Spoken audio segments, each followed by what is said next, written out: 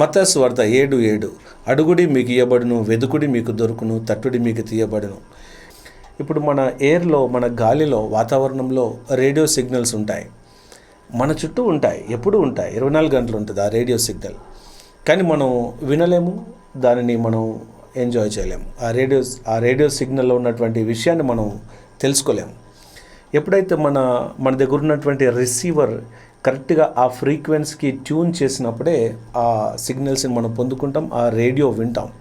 ఇప్పుడు 93.5, 98.3 ఈ సిగ్నల్స్గా అక్కడ కరెక్ట్గా డయల్ చేసి ఆ నంబరు పెట్టినప్పుడే కరెక్ట్గా క్లారిటీగా మనం ఆ రేడియో సిగ్నల్స్ని ఆడియో వినగలుగుతాం, లేకపోతే మనం వినలేం.